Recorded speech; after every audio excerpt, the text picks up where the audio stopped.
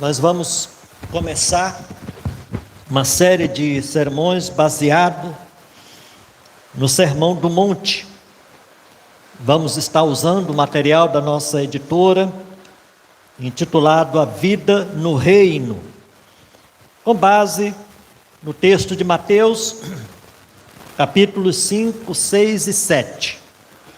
Então, nesta ocasião, nós queremos falar sobre esse tema, a pedagogia do Sermão do Monte. Vamos ler juntos os 2 primeiros versículos, irmãos. Vendo Jesus as multidões, subiu ao monte, e como se assentasse, aproximaram-se os seus discípulos, e ele passou a ensiná-los, dizendo. E ele passou a ensiná-los. Veja, queridos, a grande importância que a introdução desse sermão ele dá para a atividade que caracterizou o ministério de Jesus naqueles dias, que foi o do ensino. Há aqui, queridos, um grande destaque para esse ponto que foi desenvolvido muito bem pelo Senhor Jesus naqueles dias. Então, como nos diz o final do versículo 2, ele, Jesus, passou a ensiná-los. Jesus, ele é chamado de mestre mais de 60 vezes no Evangelho, ou nos Evangelhos, melhor dizendo. E Mateus, queridos, claramente coloca em paralelo o ensinar e o pregar o Evangelho, como sinônimos no ministério de Jesus. Se você olhar para o versículo 23 do capítulo 4 de Mateus, nós lemos o seguinte, é só você voltar uma página. Percorria Jesus toda a Galileia, ensinando nas sinagogas, pregando o evangelho do reino e curando toda sorte de doenças e enfermidades entre o povo. Então Jesus, ele não perdia tempo em estar fazendo outras coisas a não ser pregando, ensinando, instruindo aqueles que estavam ao seu redor. E é fantástico, queridos, que quando aquelas pessoas, elas ouviam os ensinos, elas ficavam deslumbradas, elas ficavam maravilhadas por tudo aquilo que ouviam da parte do Senhor Jesus. Mateus capítulo 7, versículo 28, veja qual era a reação daquelas pessoas.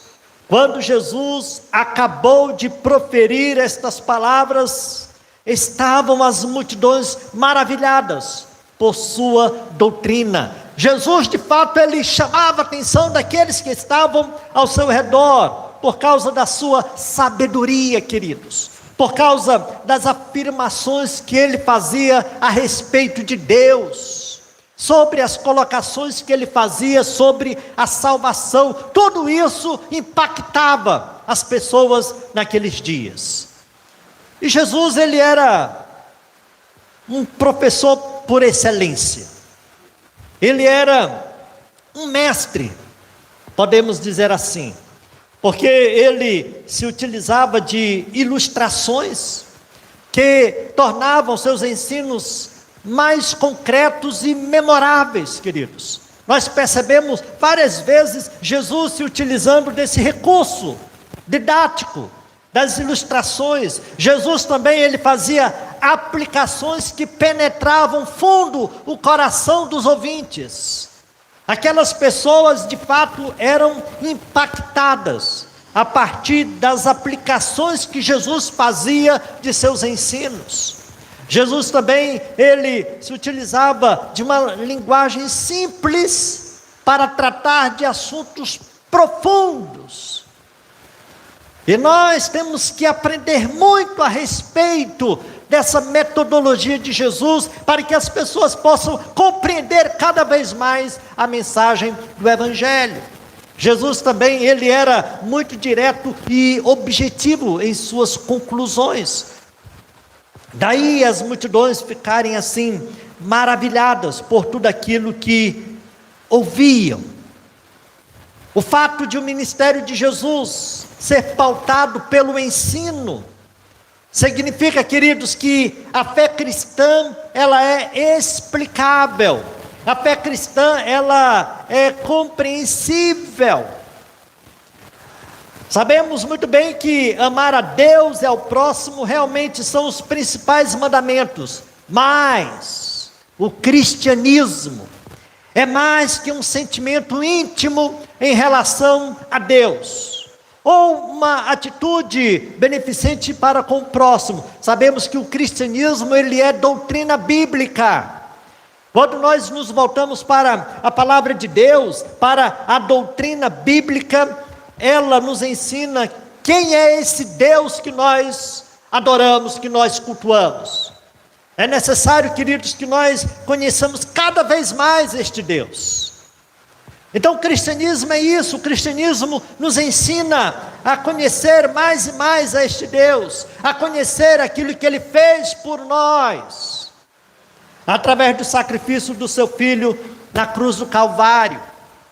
A doutrina bíblica também, ela nos ensina os motivos e os valores que devem estar por trás das boas obras, como um instrumento da evidência de uma salvação, e não como um meio para nós sermos salvos. Então nós aprendemos isso quando nós estudamos a palavra de Deus.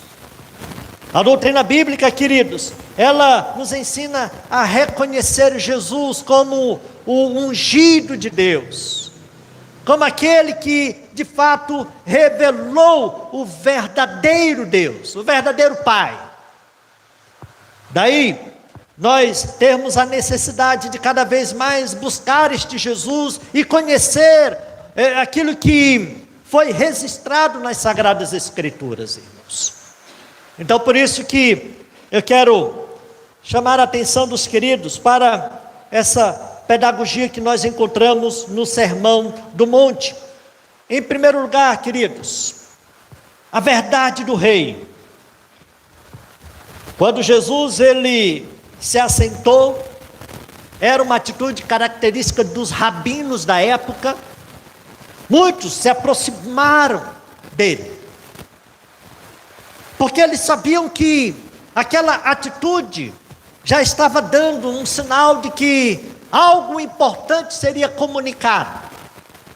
Então, primeiramente, nós podemos identificar a verdade do reino. Veja que a Bíblia é o registro daquilo que Deus quis revelar sobre si mesmo, sobre nós e sobre a sua vontade para nós, queridos.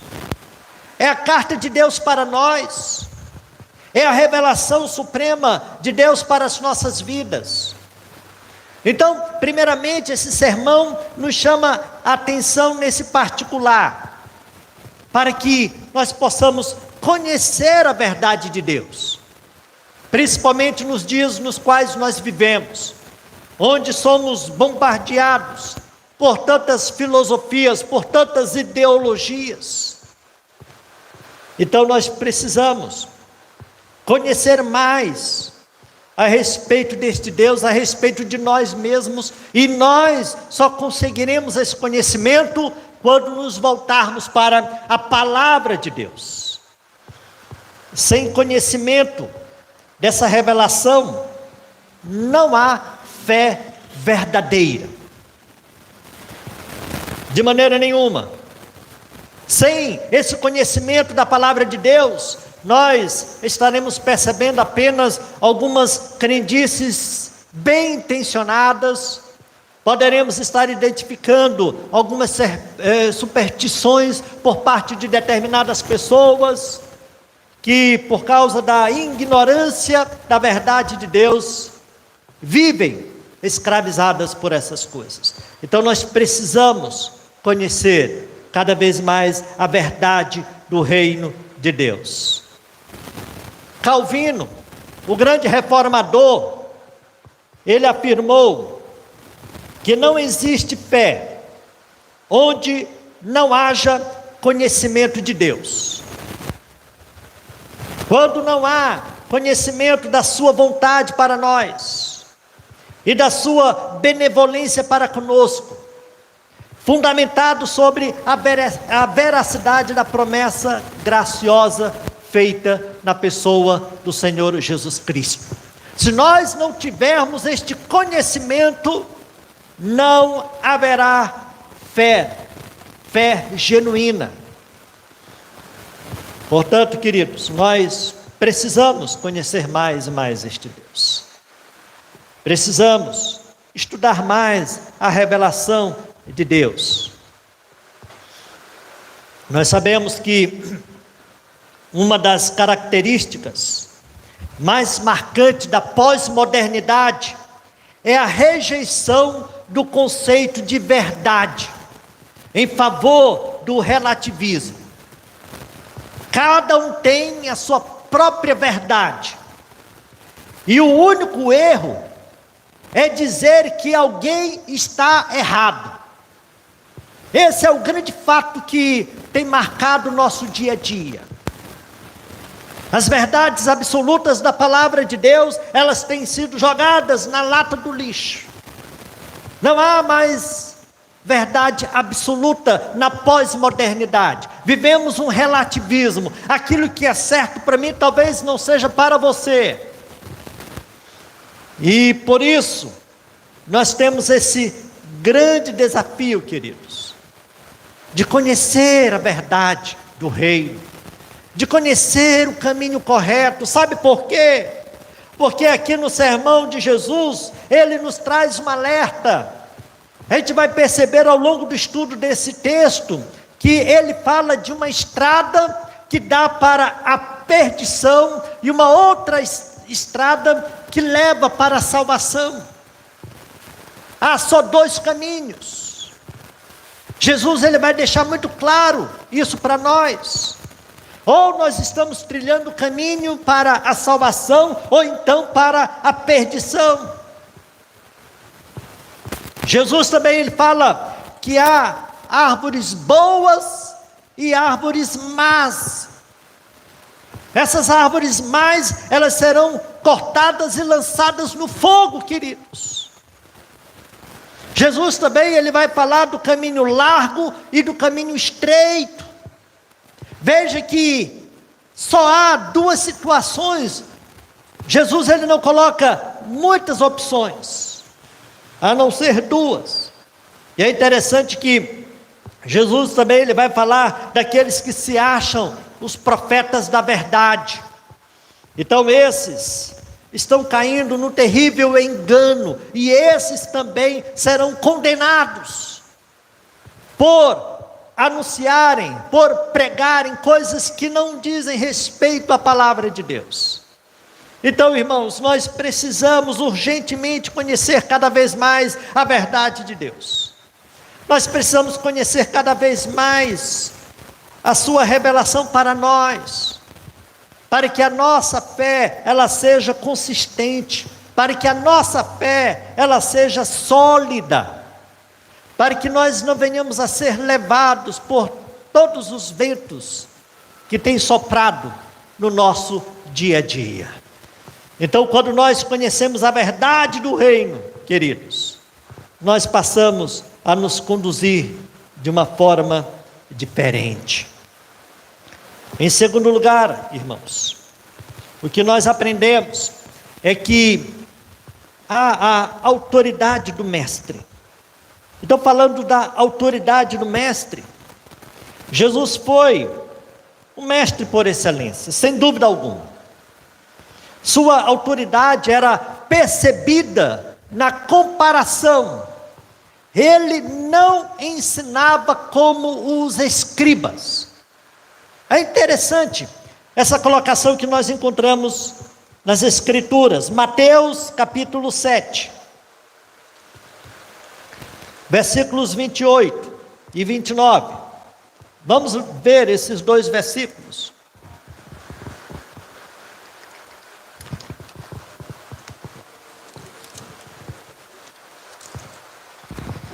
Diz assim: quando Jesus acabou de proferir estas palavras, estavam as multidões maravilhadas da sua doutrina, porque ele as ensinava como quem tem autoridade, e não como os escribas. Irmãos, os escribas eram um grupo encarregado de fazer cópias oficiais das Escrituras, também denominados intérpretes da lei. Eram estudiosos, eles eram tidos como mestres da lei, pois eles ensinavam a lei religiosa, a lei civil, a discípulos que o contratavam com esse fim, queridos. As interpretações e aplicações das Escrituras dos grandes escribas do passado formavam a lei oral, ou a tradição dos anciãos, como nós encontramos várias vezes no texto sagrado. Então, os escribas, eles eram responsáveis pelo estudo e pelo ensino da lei de Deus naqueles dias. Na época do Novo Testamento, eram especialistas em citar outros mestres mais antigos para amparar seu próprio ensino, poucas vezes recorrendo às Escrituras sagradas. Eles tinham grande influência, irmãos, no meio do povo. Os escribas, eles tinham poder político, e isso fazia com que eles chamassem a atenção de muitos naqueles dias. E aí aparece Jesus, irmãos. Jesus, ele começa a pregar, começa a ensinar, e as pessoas diziam: ele é diferente dos escribas. Há algo especial na vida deste mestre. Então a gente percebe a grande importância do ministério de Jesus quando há essas comparações, queridos. Então, Jesus realmente, ele tinha essa autoridade, e as pessoas, elas atestavam isso. O povo reconhecia que Jesus, ele não ensinava como os outros, mas com uma autoridade própria. Jesus, ele não precisava citar muitos filósofos, estudiosos da época, não, ele falava daquilo que era próprio dele, para que assim as pessoas pudessem estar sendo edificadas, alcançadas pela pregação do Evangelho, queridos. Ele era diferente, porque o ensino de Jesus não procurava amenizar as exigências do reino, para satisfazer os anseios, para angariar a simpatia dos ouvintes. Jesus, ele não estava nem um pouco preocupado com isso, queridos.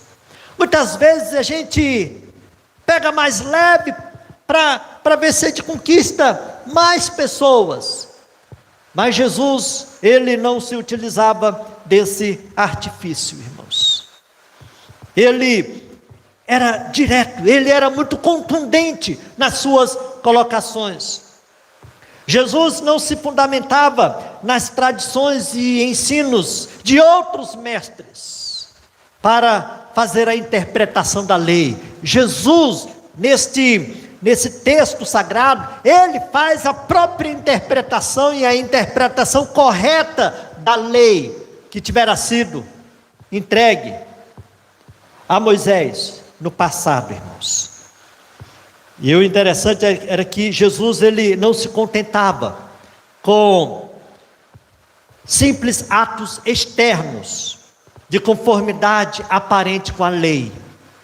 Jesus, ele ia muito além do que isso, queridos. Ele se importava com as motivações, ele se importava com as inclinações no coração daquelas pessoas, o que ia lá no interior das pessoas. Então veja, a grande importância, queridos, que nós temos de realmente nos ajustar conforme a vontade deste Deus maravilhoso.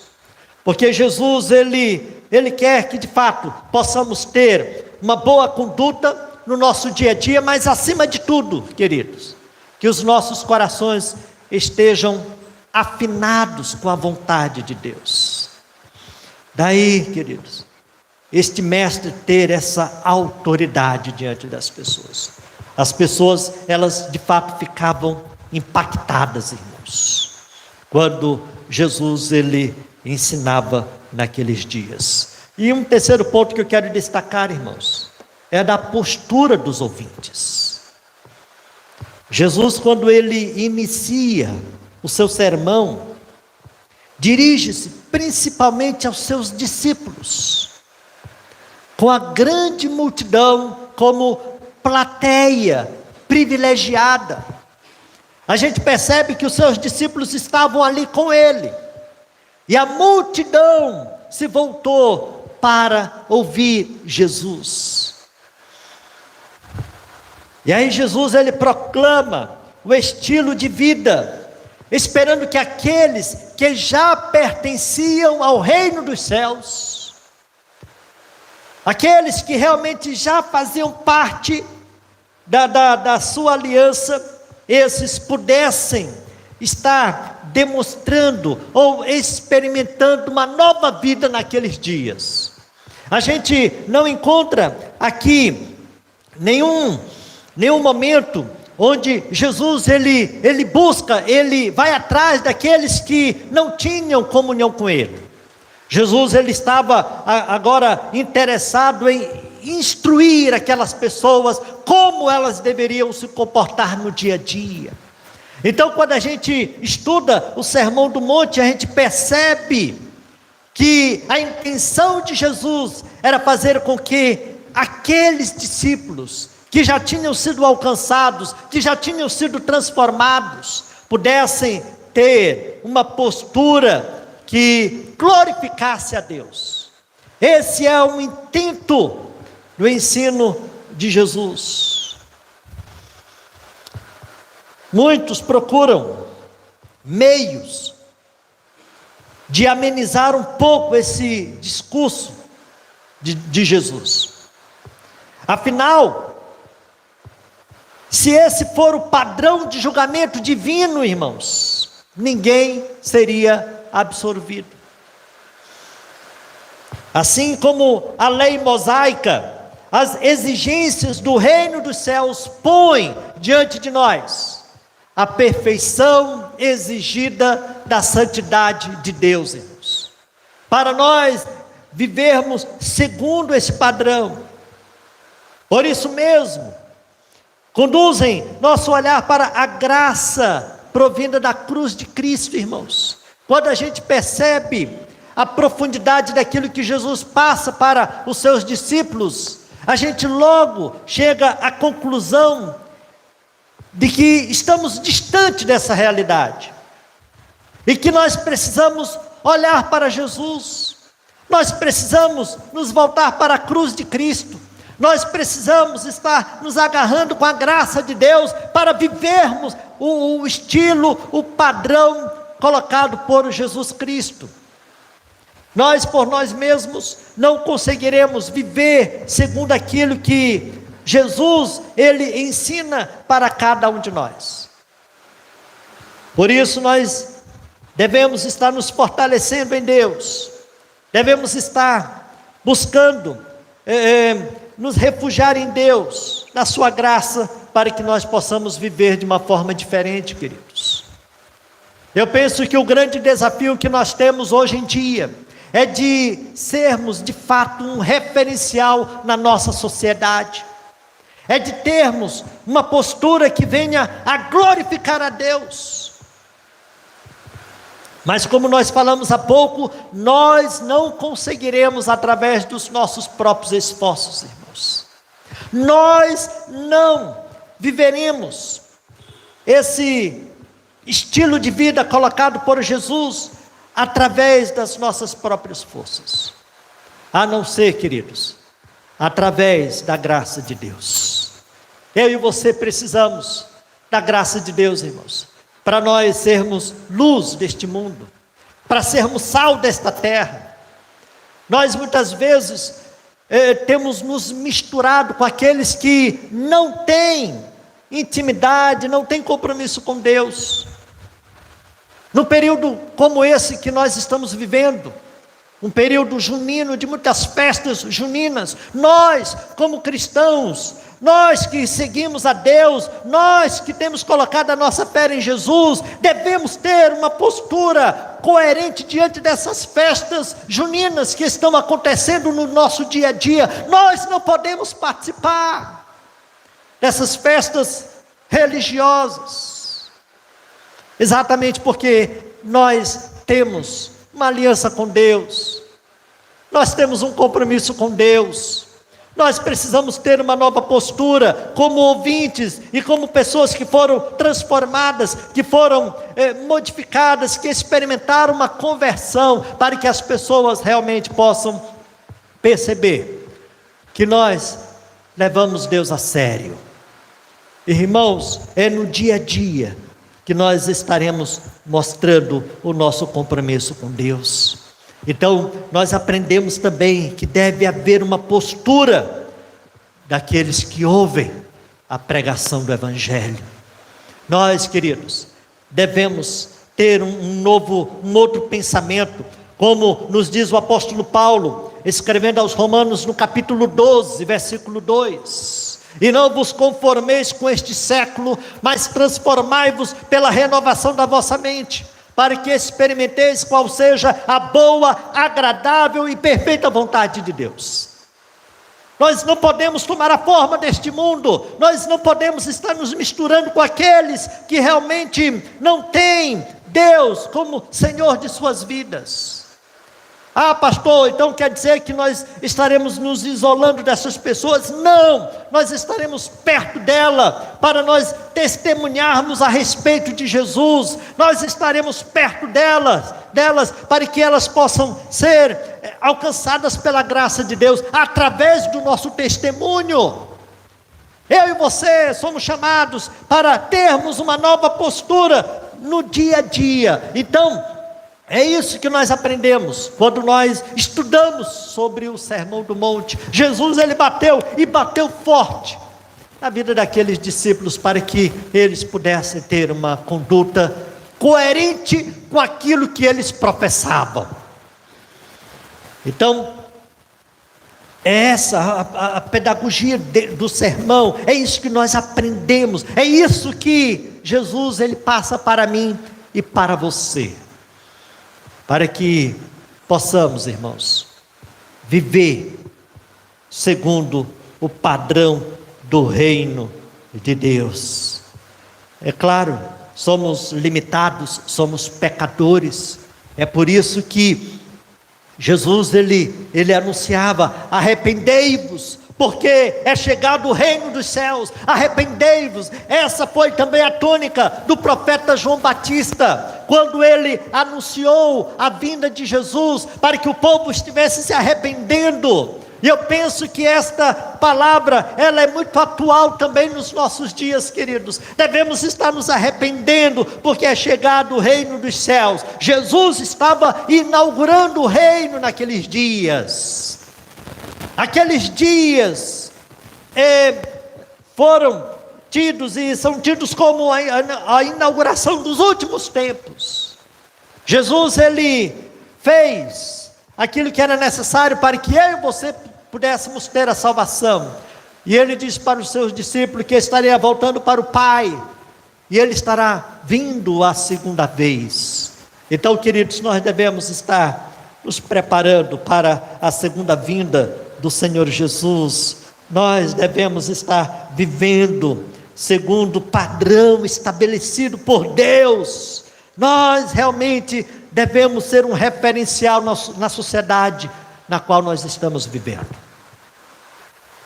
Como eu sempre tenho falado, queridos, nós nem precisamos estar declarando a nossa fé em Cristo Jesus, porque a nossa conduta vai estar revelando para as pessoas que nós temos compromisso com Deus, que nós amamos Deus, que nós não pactuamos com coisas que são erradas, que são reprovadas por Deus.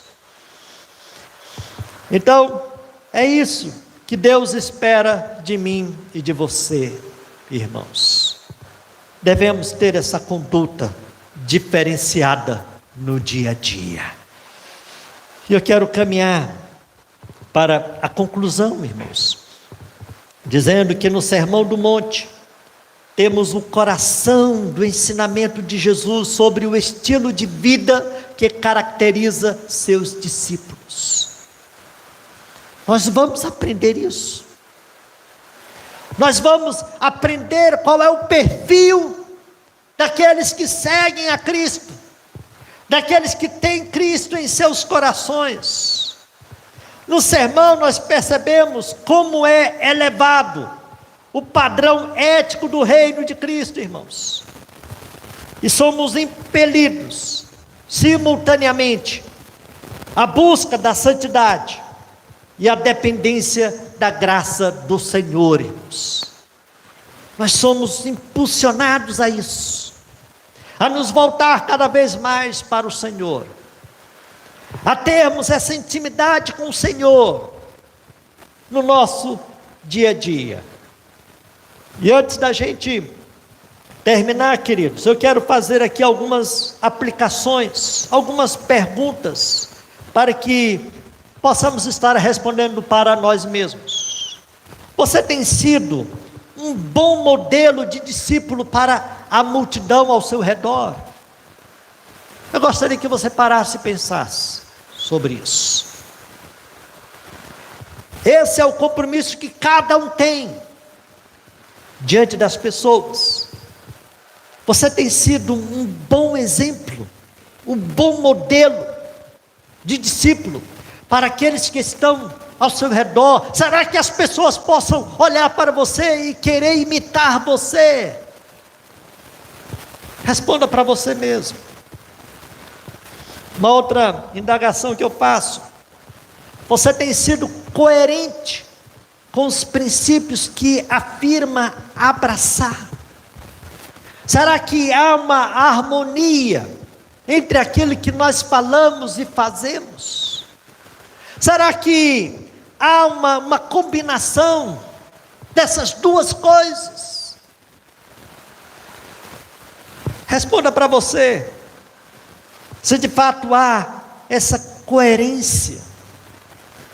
Uma outra pergunta instigante que eu quero deixar para você: as pessoas ao seu redor atestam que você vive o que prega? Veja a grande responsabilidade que nós temos, queridos. Será que as pessoas elas possam confirmar isso? Fulano de tal vive aquilo que prega. Jesus ele falava daquilo que era corriqueiro na sua vida. Jesus ele falava daquilo que ele mesmo vivia, por isso que ele tinha grande autoridade naqueles dias e continua tendo, queridos, na vida da sua igreja. No Sermão do Monte, Cristo nos convoca ao arrependimento e ao discipulado, queridos. Então que Deus esteja nos abençoando no nome de Jesus. Amém.